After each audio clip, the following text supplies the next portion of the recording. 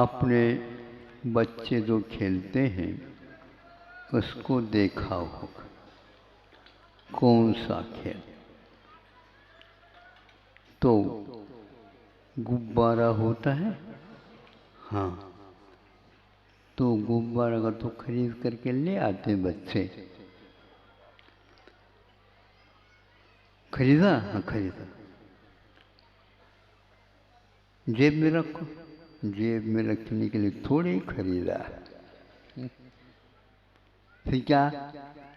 तो उसको हम खिलाएंगे, आपको बता देंगे। फिर इसके उपरांत उसमें कुछ गैस या हवा भर दी और उसके गले में रस्सी बांध दी। फिर इसके उपरांत वह अपने हाथ से उसको नीचे रखा। फिर क्या करेंगे? अब हम कुछ नहीं करेंगे, गुब्बारा ही करेगा। हमारा करना जितना था उतना था। तो इससे क्या होता? ये तो देखना, आत्मा का ऊर्ध्वगमन स्वभाव है तो कैसा है? तो ऐसा है। फिर धीरे धीरे वह ऊपर की ओर उठा, अपने आप ही उठा। खाली गुब्बारा खरीदा था, रबड़ के सिवा और कुछ नहीं था, किंतु उसका भी मुख था। मुख जानते हो?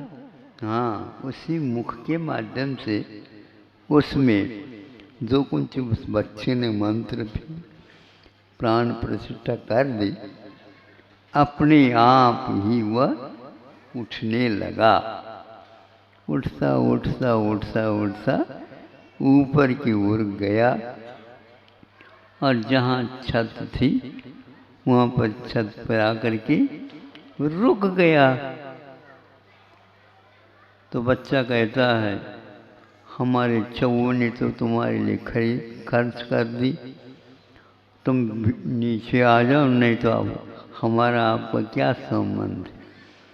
वह कहता है कि मुझे तो जीवन मिल चुका है, अब उसको मैं छोड़ नहीं सकता, कोई छुड़वा नहीं सकता। ये स्वभाव है।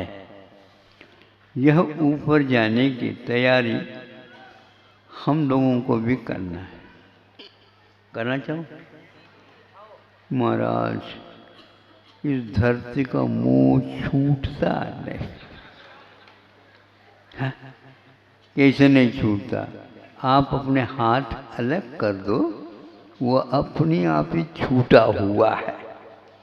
हमने उसको पकड़ा है क्या उसने हमें पकड़ा? ये बताओ, सही सही बताओ। यदि इतने भी आपने पढ़ाई नहीं की तो तुम्हारे पढ़ाई का कोई मूल्य है ही नहीं। महाराज, हमने तो नहीं पकड़ा, लेकिन हवा तो हमने ही भर दी। ठीक, उस हवा को निकाल। वो हम नहीं निकाल सकते, दूरी बहुत हो गई। तो ये स्वभाव है उसका। नीचे लाना चाहे तो भी नीचे आ नहीं सकता। किसी भी प्रकार से आप देख लो, वो नीचे जाएगा ही नहीं। ऊपर वहीं तक रास्ता था, इसलिए वो रुक गया। सही पूछा जाए, हम मोक्ष में दशा क्या होती है? इसी लोक में रहना है, लेकिन लोक के अग्र भाग पर रहना है, जिसको लोकाग्र बोलते। एक नीचे की भी छोर होती है, उसको उन्होंने अग्रभाग नहीं कहा। ध्यान रहे, ऊपर वहाँ से आलोक आकाश लग जाता है, नीचे की छोर से भी वह आलोक आकाश लग जाता है, आजू और बाजू में से भी आलोक आकाश लग जाता है। किंतु लोक का अग्रभाग तो ऊपर ही रहता है, नीचे नहीं रहता। इसलिए लोक के अंत तक गया है ऐसा नहीं, लोक के अग्रभाग तक गया है। ये आत्मा का स्वभाव है। वो कभी भी तिरछा की ओर या अधोगति को प्राप्त नहीं कर सकता, ये उसका स्वभाव है। इसलिए आपको कुर्सियों पर लगाने की कोई आवश्यकता नहीं है। कोई कुछ भी खिसका दो, उसकी खिसकाने से हमारी गति नीचे की ओर नहीं आए। कोई भी वस्तु कहीं भी ऊपर रखते हैं, उसको नीचे से उस आसन को हटाते हैं तो नीचे अपने आप वो गिर जाता है। लेकिन उस गुब्बारे को कोई भी गिरा नहीं सकता। आत्मा का भी ये स्वभाव है, भारी भरकम बन गए हो, हल्का कर दो।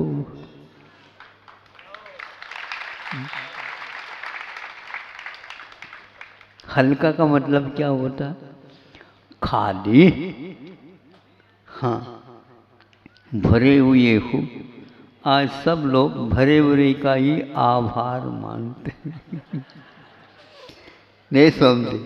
जो खाली है उसका कोई भी स्वागत और आभार, लेकिन हम तो उसी को हमेशा हमेशा ध्यान में रखते हैं। इसलिए पूरा पूरा खाली हो जाए, इस प्रकार के ध्यान से हमारी आत्मा खाली हो जाती है। लेकिन खाली होने के उपरांत भी अनंत गुणों का भराव उसमें हो जाता है। उसके पास कोई वेट नहीं है। हाँ, वह बिल्कुल खाली होने के उपरांत भी उसमें जो भरा हुआ है उसका तो हम कोई भी किसी के सामने महत्व बता ही नहीं सकते। उसको पाने का मार्ग तो संतों ने बताया है, अहिंसा परमो धर्म। आचार्य गुरुवर्षी विद्यासागर जी महा श्रावकों के विशेष गुणों में 7 गुण आते, उसमें 7 गुणों का वो तो पालन करेंगे ही, स्वीकारेंगे ही, किंतु विशेष कोई गुण होता है तो वह भी बहुत अच्छे ढंग से होना चाहिए। जैसे प्रश्न पत्रिका में 7-8 प्रश्न दिए हैं, आप लोग ऐच्छिक रूप से कोई भी 5-6 हल कर सकते हो, किंतु उसमें विशेष रूप से जिसको अत्यंत अनिवार्य कहा है, उसके बिना हम आपको कोई भी अंक नहीं दे सकेंगे, अथवा आपके उस पेपर को, उत्तरों की जो सूची है उनको हम नहीं देख पाएंगे। क्योंकि अनिवार्य तो अनिवार्य होता है। अनिवार्य शब्द का अर्थ आपको मालूम है? जिसका कोई निवारण नहीं किया जाता उसका नाम अनिवार्य है। अब 7 गुणों में विशेष क्या है? विवेक एक अनिवार्य प्रश्न है, उसको हल करना आवश्यक है। यानी 7 गुणों में विवेक एक अनिवार्य है। फिर बाद में बाकी उसके साथ, ये तो अपड़ों का काम कैसे होगा? अपड़ को भले पढ़ा लिखा ना हो लेकिन समझदार तो हो सकता है। मतलब ये है कि मतलब का अर्थ निकाल सकता है। मतलब का क्या अर्थ होता है? मतलब का अर्थ ही अर्थ होता है, प्रयोजन होता है। इसलिए अब देखो, वर्तमान में बहुत कुछ बातें सुन रहे हैं, उनमें से 2-3 बातें कहना चाहूँगा। वो ये है कि किसान वह पालनहारा माना जाता है, क्योंकि उसका पूरा का पूरा काम सब पालन ही पालन होता है। फसल उगाना और उसको सब जगह पहुंचाना, ये सब उसी के मतलब कर्तव्य में, दायित्व में आए। तो आज वर्तमान में विदेशी जो किसानियत को सिखाया जा रहा है और उसका बहुत ही क्वालिटी और क्वांटिटी, गुणवत्ता भी और मात्रा भी, दोनों बढ़ा चढ़ा करके प्रचार प्रसार में लगे हुए हैं।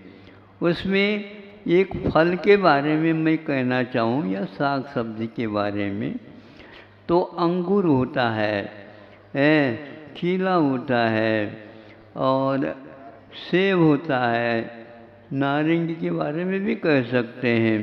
इस प्रकार ये फल होते हैं और फल के ऊपर विशेष रूप से रोग आदि कोई होता है, उसको दूर करने के लिए वह औषध का भी निर्माण करते हैं। वह औषध भी वहीं पर बनता है जहाँ से बीज आए। अब अंगूर का गुच्छा होता है, एक दो अंगूर तो नहीं लगते, इसके गुच्छे होते हैं। अब वह बेल के ऊपर होते हैं और वह लटकता रहता है और एक डेढ़ हफ्ते में वह बाजार के योग्य हो जाता है। तो उस समय उसको एक एक गिलास में या तपेली, क्या बोलते हैं, तपेली बोलते हैं, तपेली ले लो, उसमें दवाइयाँ डाल दी जाती है, पानी उसमें रखा जाता है और उसको यूं डुबो दे दिया जाता है। गुच्छा का गुच्छा पूरा का पूरा उसमें डूब जाता है। फिर बाद में उसको दूसरी तरफ ले जाते हैं। इस प्रकार दवाइयों के जो उसमें औषध है उसके माध्यम से उसको सुरक्षित रखने का उपाय करते हैं। अब ऐसा नहीं कि इसके उपरांत जैसे आप लोगों ने भगवान का प्रक्षालन कर दिया, फिर इसके उपरांत उनका साफ किया, अब वो अंगूर का गुच्छा बिना स्नान का ही रह गया। अब उसी को वह किसान पक गया तो निकालता है और सीधा ही पहुंचा देता बाजार। इसके परिणाम बहुत भयानक निकल रहे हैं। हर फल में, साग सब्जियों में इस प्रकार का प्रयोग करके ये कीटनाशक औषधियों का फल है, जो कि आप अहिंसा के उपासक हैं, किंतु अहिंसा की उपासना कैसी की जाती है ये विवेक भी रखना चाहिए।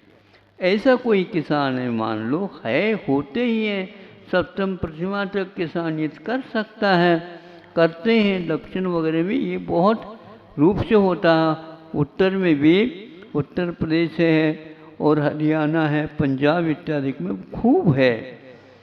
तो अब उनको ये समझाना आवश्यक है, लेकिन उनको ये कुछ नहीं समझ में आता। तो कीटनाशक, और अपने यहाँ पहले से कृषि आई है, वह कीटनाशक न होकर के कीट निरोधक होता है। क्या समझ रहे हो? कीटनाशक में तो एक प्रकार से संहार का भाव छुपा हुआ रहता है और उस फल की सुरक्षा रहती है, पुष्टि रहती है, लेकिन ये दोनों यहाँ पर नहीं हो पा रहे। फल विषाक्त तो हो जाते हैं और वह कोई सेवन करेगा तो उसके ऊपर भी असर करेगा। मान लो उसको आप लोग धो धा करके फिर बाद में सेवन करते हैं तो भी वह विषाक्तपना उस कोमल फलियों में उतरेगा और वह आपको खाने में आएगा।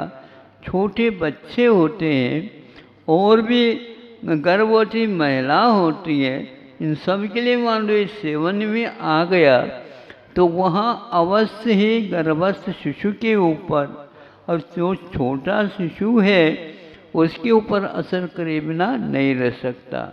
तो इससे क्या बचे, हम कैसे बचें?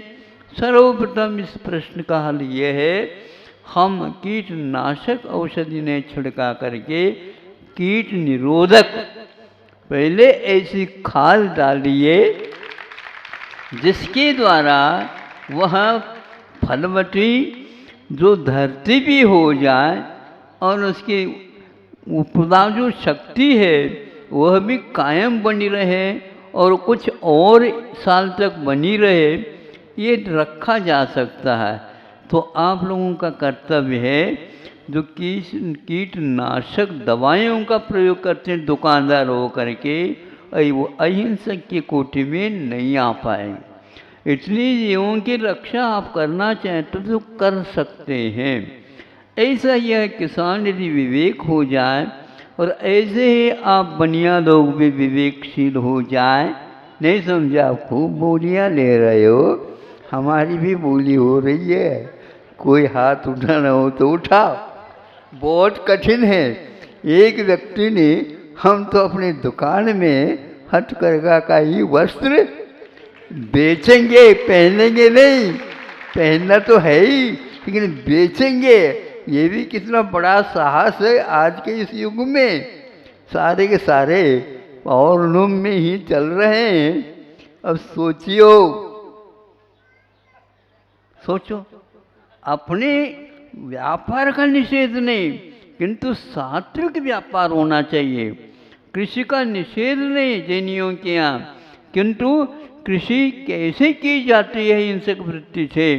जो खाद रहता है, जो गाय है, भैंस है और पशुओं के, उसके माध्यम से कीटनाशक नहीं होता और कीट निरोधक होता। वो दवाई, वो खाद डालने से वैसे कीड़े नहीं पड़ते। ये कितना सुंदर उपाय है। इधर अहिंसा भी पली, अब शाकाहार भी बने रहे और जीवों की हिंसा भी नहीं हुई। और जो अनेक व्यक्तियों को जो विषाक्त जीवन बन रहा है, भयानक रोग हो रहे हैं।